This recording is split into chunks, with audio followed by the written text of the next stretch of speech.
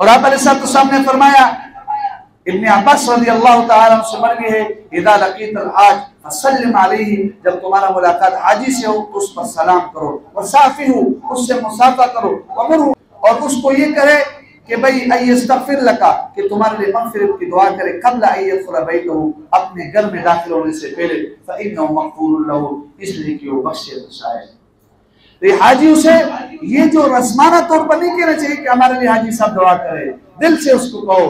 और जिस हाजी से मुलाकात होते जाते हो मिंबर रसूल पर कसम उठा के कहते हो कि ये उसको हर जगह पर, अगर हर जगह ना हो तो बाद जगह पर जरूर उसके सामने आता है कि इस फलाने आदमी ने मुझे दुआ के लिए कहा था, बेशक उसका रिश्तेदारी क्यों ना हो, वो उसके सामने होते हैं और उसके लिए दुआ करते हैं। यही वजह है कि आजकल लोग उम्रों के लिए पहुंच जाते हैं, हज के लिए पहुंच जाते हैं। उसकी वजह यह है कि लोग एक दूसरे की दुआएं मांगते हैं, अल्लाह पाक उसको भी नसीब करते हैं।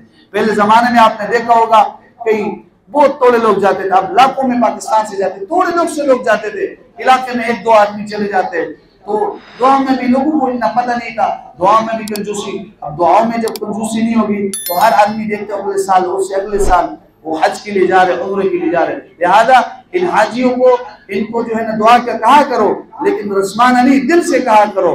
और ये जब आपके लिए दुआ मांगेंगे तो दुआ कबूल होगी। और हदीस मुबारक में ये भी आता है कि 40 दिन तक इसकी दुआ कबूल होती है। और ये भी हदीस मुबारक आपके सामने तिलावत की कि घर में दाखिल होने से पहले पहले उससे दुआ का कहो। अल्लाह ताला हम सबको हज करने की तौफीक नसीब फरमाए, बार बार अपने घर की ज़ियारत नसीब फरमाए, और सब मुसलमानों के हज को अल्लाह ताला कबूल फरमाए। फरमाया सलासतुन वफ़दुल्लाह इन अजाबहुमुल्लाह दअउल्लाह, अगर ये अल्लाह से दुआ करे तो अल्लाह इनकी दुआ को कबूल करे, और जो अगर ये मग़फ़िरत की दुआ मांगे तो अल्लाह पाक उनकी दुआ को इनकी मग़फ़िरत करते हैं। आप अलैहिस्सलाम ने फरमाया अल-हुज्जाज वल उम्मार हाउलाई वफ़दुल्लाह, ये अल्लाह के वफूद हाजी और उम्रा करने वाले हैं। ला युरीदुना इल्ला रिज़ल्लाह, इनका मकसद क्या होता है? अल्लाह की रज़ामंदी।